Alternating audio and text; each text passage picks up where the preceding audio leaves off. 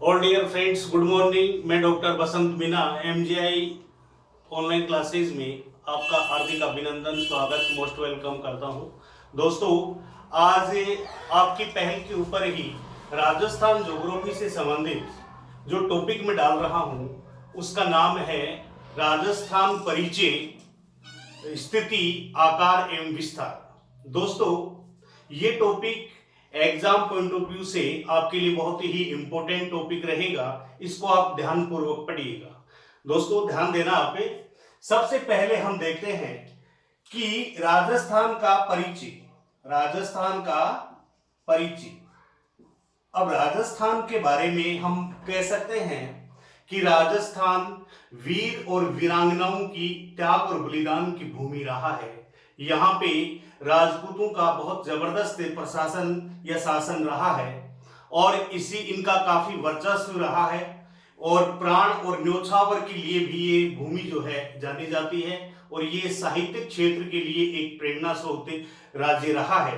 राजस्थान के बारे में दोस्तों आपको सबसे पहले मैं बता रहा हूं कि राजस्थान के परिचय में हम देखें तो राजस्थान जो राज्य है, सबसे पहले इस राज्य को ऋग्वेद में किस नाम से पुकारा गया है? मोस्टली स्टूडेंटों को पता होगा। ऋग्वेद में राजस्थान को ब्रह्मावर्त के नाम से जाना गया है। क्या नाम से जाना गया है? ब्रह्मावर्त के नाम से पुकारा गया है। ऋग्वेद दोस्तों प्राचीनतम वेद है। वेद अपने 4 हैं, इनमें से सबसे प्राचीनतम जो वेद है वो कौन सा है? ऋग्वेद। और ऋग्वेद में राजस्थान को किस नाम से संबोधित किया गया है? ब्रह्माव्रत के नाम से संबोधित किया गया है। अपने भारत में 2 महत्वपूर्ण महाकाव्य हैं, जैसे एक तो रामायण। कौन सा? रामायण, जो वाल्मीकि रचित है। वाल्मीकि रचित रामायण में राजस्थान को मरुकांतर नाम से संबोधित किया गया है। किस नाम से? मरुकांतर। दोस्तों, जो मारवाड़ जो बेल्ट है, पश्चिमी जो राजस्थान है, उसको प्राचीन काल में मरुकांतर नाम से जाना जाता था। और अपने को पता होना चाहिए कि राजस्थान को अपन 4 भौतिक विभागों में विभाजित करते हैं, तो उसमें सबसे बड़ा फिजिकल जो डिवीजन है वो पश्चिमी थार डेजर्ट है। और इसीलिए वाल्मीकि रचित रामायण में राजस्थान को मरुकांतर नाम से संबोधित किया गया है। और ये भी याद रखना आप कि अपने राजस्थान में वर्ल्ड का एकमात्र ब्रह्मा जो मंदिर है पुष्कर अजमेर में स्थित है दोस्तों, इसलिए भी शायद राजस्थान को ब्रह्माव्रत के नाम से पुकारा गया है। उसके बाद में नेक्स्ट हम देखते हैं महाभारत। महाभारत जो महाकाव्य है, इसमें उत्तरी पश्चिमी जो क्षेत्र है, उत्तरी पश्चिमी क्षेत्र, उसको किस नाम से जाना गया है? आर्यव्रत के नाम से जाना जाता है। आर्यव्रत के नाम से पुकारा जाता है क्योंकि उत्तरी पश्चिमी क्षेत्र में सबसे पहले जो लोग आए थे वो आर्य लोग थे। और इसीलिए वेद व्यास रचित महाभारत में राजस्थान को आर्यव्रत नाम से संबोधित किया गया है। इसके बाद में नेक्स्ट हम देखते हैं कि एक तो राजरूपक ग्रंथ और मुहणोत नेणसीरी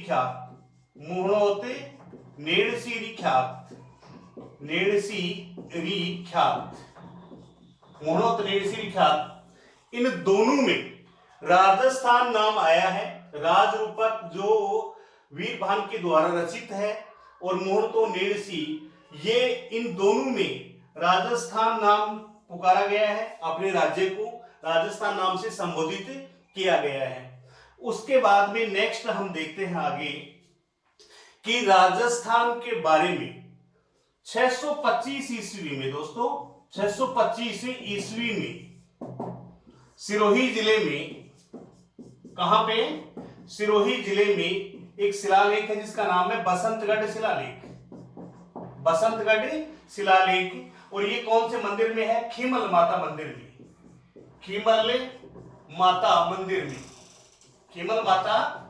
में।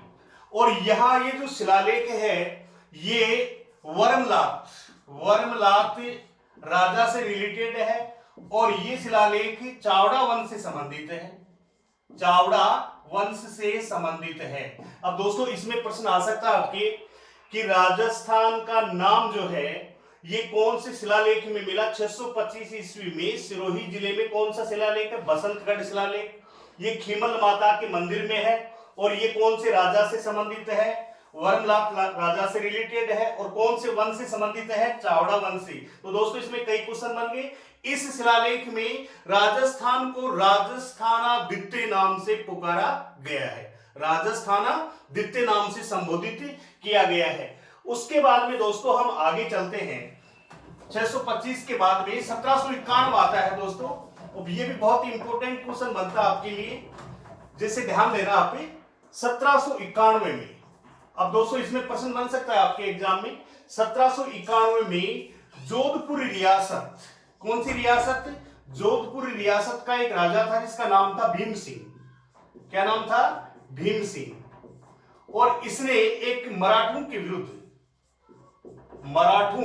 के विरुद्ध एक लेटर लिखा था। जयपुर नरेश उस समय थे पृथ्वी सिंह। अब ये याद रखना आप, 1791 में जोधपुर रियासत के भीम सिंह ने मराठों के विरुद्ध विद्रोह करने के लिए जयपुर रियासत के पृथ्वी सिंह को लेटर लिखा था। क्या लिखा था? लेटर लिखा था। और उसमें कहा था कि यदि राजस्थान को हमें बचाना है तो ये अपनी रियासतों को एकीकृत करना होगा, रियासतों को एकता दिखानी होगी, ताकि मराठों से हम सही तरीके से सिस्टेमेटिक ढंग से विद्रोह कर सके और उसमें विजित हो जाए, हम जीते उसमें। क्लियर हो गया दोस्तों? देखो जैसे ये आ जाए कि राजस्थान नाम पहली बार 1791 में जोधपुर रियासत के भीम सिंह ने मराठों के विरुद्ध विद्रोह करने के लिए पृथ्वी सिंह को लेटर लिखा था। तो इसमें कहा गया था, ये जयपुर नरेश था, इसमें कहा गया था कि राजस्थान को यदि हमें बचाना होगा तो अपनी रियासतों को एकीकृत हमें करना होगा दोस्तों। उसके बाद में नेक्स्ट हम देखते हैं, क्योंकि ये नॉर्मली सारी चीजें जो आप पहले पढ़ चुके हैं। अब देखो उसके बाद में आता है 1800 ईस्वी। 1800 ईस्वी में आपको पता है सर जॉर्ज थॉमस, ये जो हैं ये राजस्थान को राजपूताना नाम देते हैं, राजपूताना। अब जैसे ये प्रश्न फर्स्ट ग्रेड में भी आ चुका है, लास्ट ईयर, इस साल नहीं, लास्ट ईयर फर्स्ट ग्रेड में आया था कि राजस्थान को राजपूताना नाम से संबोधित किसने किया था? सर जॉर्ज थॉमस ने। कब किया था? 1800 ईस्वी में। ये आप ध्यान रखना। उसके बाद में इसका उल्लेख भी किया गया है, 1805 में, कि वास्तव में सही मायने में राजस्थान को राजपूताना नाम देने वाला विद्वान जो था वो कौन था? Sir George Thomas. और ये बहुत ही इंपॉर्टेंट प्रश्न है। इसके बाद में नॉर्मली देख रहे हैं अपन, इसके बाद में 1829 में कर्नल जेम्स टोड आते हैं। Colonel James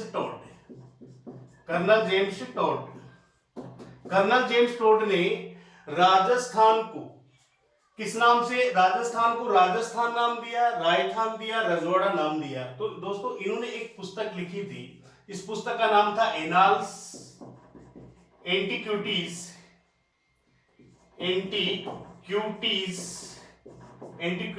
of Rajasthan. इसी पुस्तक का दूसरा नाम दोस्तों जो था, इसी पुस्तक का दूसरा नाम क्या था? Central and western Rajput state of India. तो इस पुस्तक में राजस्थान को राजस्थान नाम मिला, रजवाड़ा नाम मिला, रजवाड़ा, और रायथान नाम मिला था। क्या नाम मिला था? रायथान। ये 3 नाम मिले थे। और ये पुरानी जो बहिया जो खाते थे उनके संदर्भ में ये लिखी गई थी और इनके बारे में ही बताए गए थे। इसके अलावा जो सामंती व्यवस्था थी उसके बारे में भी बताने वाला विद्वान कौन था? कर्नल जेम्स टोड ही था। कर्नल जेम्स टोड ने सामंती व्यवस्था के बारे में बताया। फ्यूडलिज्म का अर्थ होता है सामंती व्यवस्था।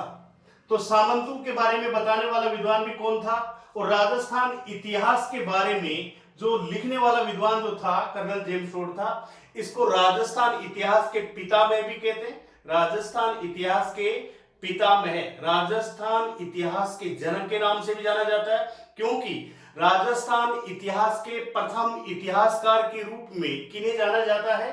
कर्नल जेम्स टोड को माना जाता है दोस्तों। इसके बाद में नेक्स्ट हम देखते हैं 1829 के बाद में आगे देखते हैं। उसके बाद दोस्तों इन्होंने एक किताब और लिखी थी, पश्चिम भारत की यात्रा। पश्चिम भारत की यात्रा नामक एक पुस्तक भी लिखी थी उन्होंने। और इनकी जो किताब है, इनका हिंदी में जो नामकरण किया गया था पंडित हीराशंकर जो ओझा है, हरिशंकर जो ओझा जी हैं, उन्होंने इनकी किताब का हिंदी अनुकरण भी किया, अनुवाद भी किया था।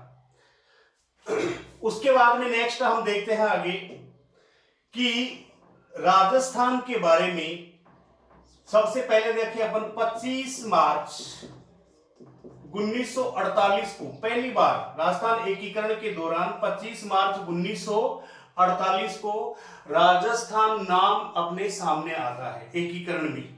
उसके बाद में हम देखते हैं कि 30 मार्च 1949 को 30 मार्च 1949 को अधिकांश राजस्थान की रियासतों का जो है एकीकरण हो चुका था। अधिकांश राजस्थान की रियासतों का एकीकरण कब हुआ था? 30 मार्च 1949 को। इसीलिए 30 मार्च को राजस्थान की गठन की तिथि मानी जाती है और इसी वजह से 30 मार्च को राजस्थान दिवस जो है मनाया जाता है। उसके बाद में हम देखें कि 26 जनवरी 1950 को भारतीय संविधान लागू होता है। अपना जो कॉन्स्टिट्यूशन है वो कब लागू होता है? 26 जनवरी 1950 को। तो राजस्थान नाम विधिवत रूप से अपने सामने कब आता है? 26 जनवरी 1950 को दोस्तों। ये बात भी आपको बिल्कुल ध्यान रखनी है अच्छी तरीके से। उसके बाद में 1 नवंबर 1956 को राजस्थान का पूर्ण एकीकरण हो चुका था। राजस्थान का पूर्ण एकीकरण, जैसे अपन देखते हैं कि राजस्थान में 19 रियासत थी, 3 ठिकाने थे और एक केंद्र शासित प्रदेश अजमेर मेरवाड़ा था। तो सभी का एकीकरण 1 नवंबर 1956 को हुआ और एकीकरण का जो पूरा जो श्रेय दिया जाता है लौह पुरुष, कौन? लौह पुरुष सरदार वल्लभ भाई पटेल को दिया जाता है दोस्तों। तो इस तरह से अपने राजस्थान जो है ये वर्तमान रूप में कब सामने आया? 1 नवंबर 1956 को। उसके बाद में हम देखते हैं कि राजस्थान को ऐतिहासिक, सांस्कृतिक और जो ऐतिहासिक सांस्कृतिक नामों से भी अलग अलग क्षेत्रों में अलग अलग नामों से इसको जाना गया है।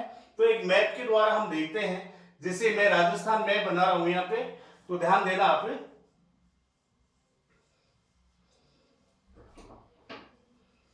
तो ये अपना राजस्थान मैप है।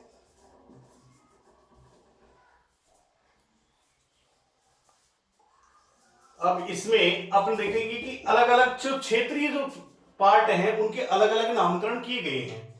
जैसे हम देखें, ये उत्तर के 2 जिले हैं, हनुमानगढ़ और गंगानगर। इनको योद्धे क्षेत्र के नाम से जानते हैं। कौन से? योद्धे क्षेत्र के नाम से इन्हें जाना जाता है। योद्धे क्षेत्र, हनुमानगढ़ और गंगानगर को क्या बोलते हैं? योद्धे क्षेत्र के नाम से जाना जाता है। उसके बाद में ये जो बीकानेर बेल्ट है, बीकानेर को दोस्तों आपको सभी को ध्यान होगा जांगल क्षेत्र के नाम से जानते हैं। प्राचीन काल में क्या नाम से जानते थे? जांगल क्षेत्र के नाम से जाना जाता था। जैसलमेर जो बेल्ट है ये आ रहा है, जैसलमेर को दोस्तों माड़ क्षेत्र के नाम से पुकारा जाता था। उसके बाद में जैसलमेर के नीचे बाड़मेर आ रहा है, बाड़मेर को अलग अलग नामों से जाना गया। दोस्तों देखो यहाँ पे ध्यान दीजिएगा आप, मैं अलग अलग लिख रहा हूं। बाड़मेर जिले को एक तो 56 क्षेत्र भी बोलते हैं, 56 की पहाड़ियों वाला क्षेत्र, क्योंकि 56 की जो पहाड़ियां हैं ये बाड़मेर में है। इसको सिवाना के नाम से भी जाना गया बाड़मेर जिले को, क्योंकि सिवाना की पहाड़ियां ये भी बाड़मेर में है। और एक मालानी क्षेत्र, मालानी क्षेत्र, ये भी बाड़मेर के 3 नाम अपने सामने है कि मालानी नस्ल के जो घोड़े हैं अपने राजस्थान में बाड़मेर जिले में ही पाए जाते हैं। 56 की पहाड़ी ये भी बाड़मेर में, सिवाना पर्वत भी बाड़मेर जिले में है। फिर उसके नीचे बाड़मेर से नीचे जालोर बेल्ट आता है दोस्तों। तो जालोर जो बेल्ट है, तो जालोर को जबालीपुर के नाम से जानते थे, जबालीपुर। तो ये भी याद रखना। जालोर जो जिला है उसकी एक तहसील है सांचौर। कौन सी तहसील है? सांचौर। तो सांचौर जो तहसील है उसको नेहेड़ के नाम से जानते थे। क्या बोलते थे? नेहेड़ क्षेत्र। उसके बाद में नेक्स्ट हम देखते हैं जो ये बेल्ट आ गया सिरोही बेल्ट। तो सिरोही बेल्ट को चंद्रावती के नाम से जानते थे। क्या बोलते थे? चंद्रावती। ये ध्यान रखना। सिरोही को अर्बुद क्षेत्र भी बोला जाता था, अर्बुद क्षेत्र, ये भी ध्यान रखना। उदयपुर जो बेल्ट आता है, उदयपुर को मेवाड़ क्षेत्र के नाम से अपन जानते हैं, मेवाड़। अब ये डूंगरपुर आ गया, ये बांसवाड़ा आ गया, तो इन दोनों को बागड़ क्षेत्र के नाम से जानते हैं, बागड़ क्षेत्र। बागड़ क्षेत्र इसलिए बोला जाता है इनको कि बांसवाड़ा और डूंगरपुर जिले में राजस्थानी और गुजराती दोनों भाषाएं कंपाउंड रूप में बोली जाती है, मिश्रित रूप में बोली जाती है, इसलिए दोनों जिलों को क्या बोला जाता है? बागड़ क्षेत्र। इस क्षेत्र के और भी नाम है दोस्तों, ध्यान देना आपने। बांसवाड़ा और ये जो डूंगरपुर और ये जो बांसवाड़ा है, इसके और भी नाम है, जैसे पुष्प क्षेत्र भी नाम है इसका, जैसे लताएं महालताएं इस क्षेत्र में देखने को मिलती है। इसको पाताल देश भी कहते हैं, पाताल देश। पाताल देश इसलिए कहते हैं क्योंकि सबसे नीचे ही नीचे ये है, तो इसलिए पाताल देश भी बोला गया। इसे गुप्त प्रदेश भी बोलते हैं, गुप्त प्रदेश के नाम से भी जानते हैं। उसके बाद में नेक्स्ट इसे व्याघ्रवाट भी बोला जाता है, व्याघ्रवाट, क्योंकि जंगली जानवर इस क्षेत्र में ज्यादा है इसलिए व्याघ्रवाट भी इसको नाम मिला है। उसके बाद में देखते हैं अपन, ये कौन सा बेल्ट आ गया? ये प्रतापगढ़ आ गया। प्रतापगढ़ को किस नाम से? काठल नाम से जाना गया है, काठल। और माही नदी के किनारों को भी क्या बोला जाता है? काठल के नाम से जाना गया।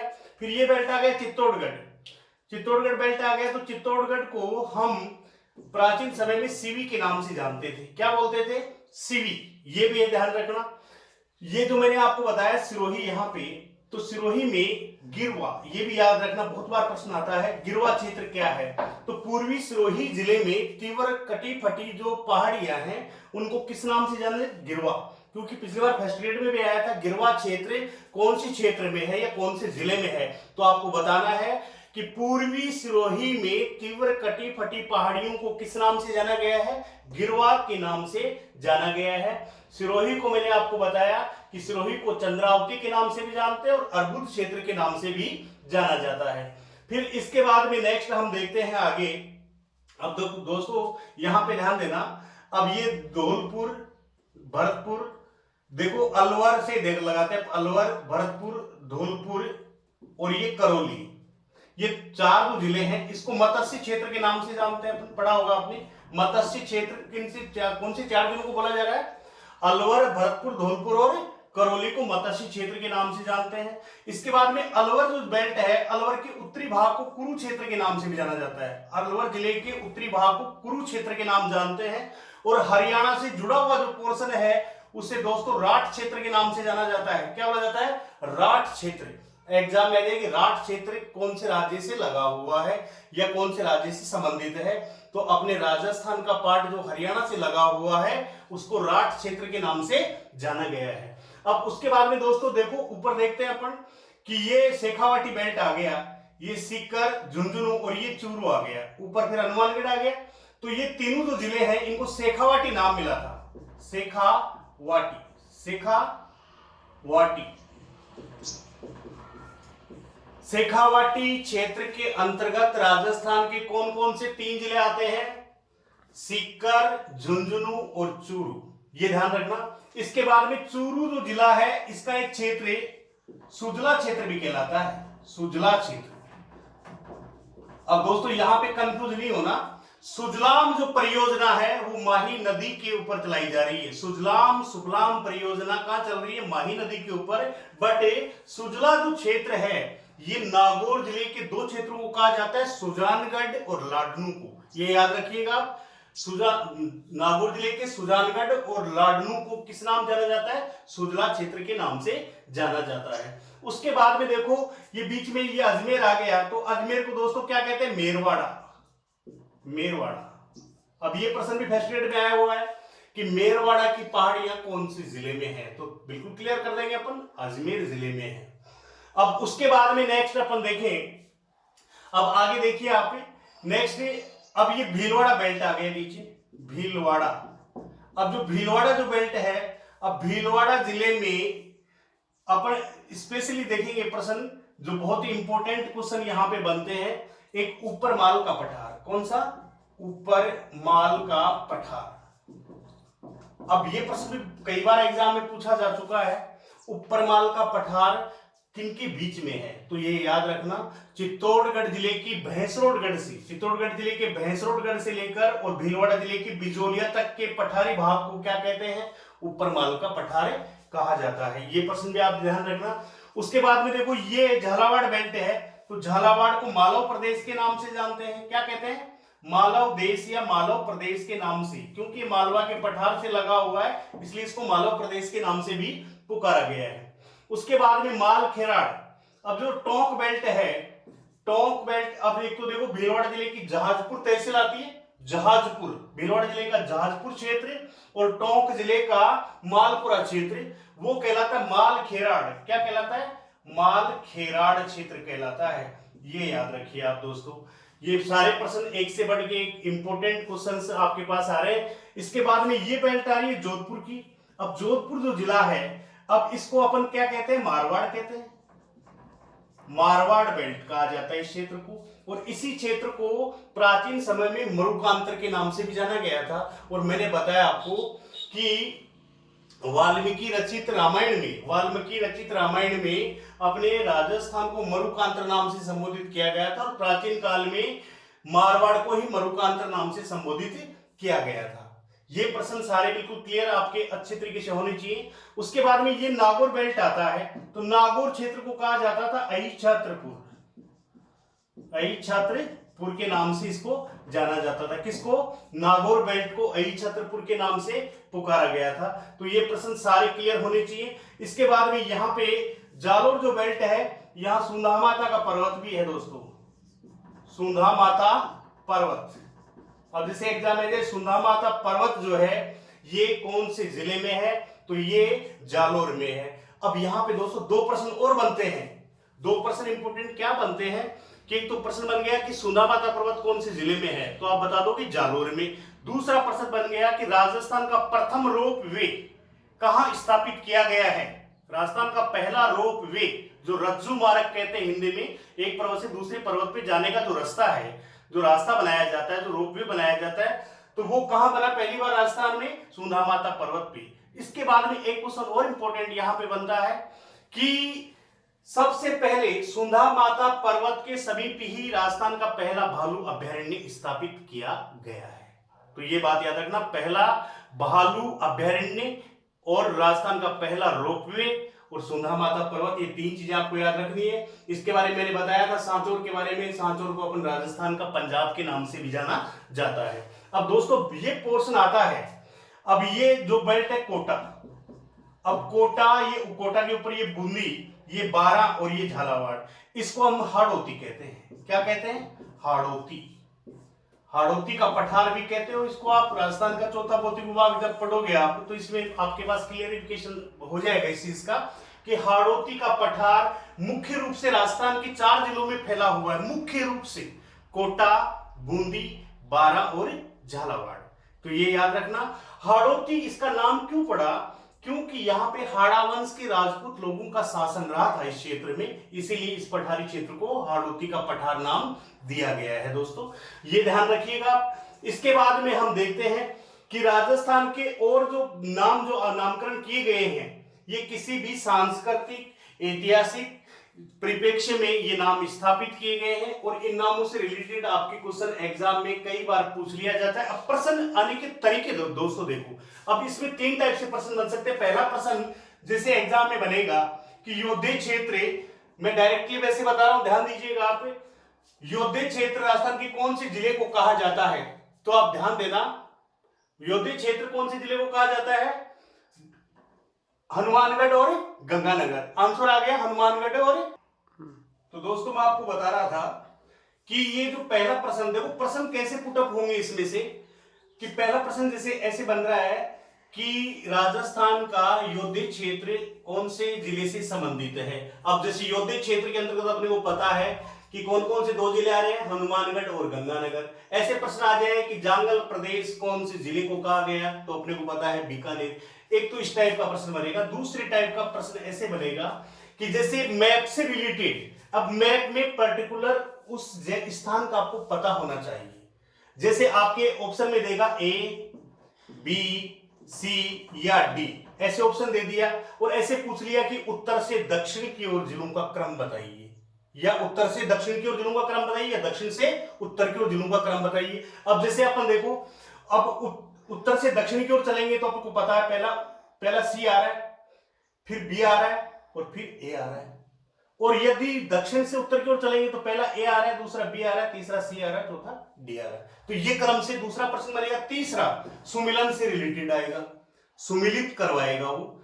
जैसे ये क्षेत्र दे देंगे, योद्धे, जांगल प्रदेश, माड़ क्षेत्र या चंद्रावती, आगे जिले जो है ये सुमिलित आपको करने होंगे। तो इस टाइप से ये 3 टाइप के क्वेश्चन बन सकते हैं। तो ये एक सामान्य इंट्रोडक्शन मैंने आपको बताया है। अब नेक्स्ट जो वीडियोस आएगा उसको सारा क्लियरिफिकेशन होगा, वो नेक्स्ट वीडियो में आएगा। राजस्थान स्थिति, आकार एवं विस्तार और भौतिक विभाग, सारे टॉपिक क्रम से आपके पास पहुंचते रहेंगे। दोस्तों, इस टॉपिक को आप ज्यादा से ज्यादा लाइक और शेयर करें और हमारे चैनल को सब्सक्राइब करने का प्रयास करें। थैंक यू, धन्यवाद दोस्तों।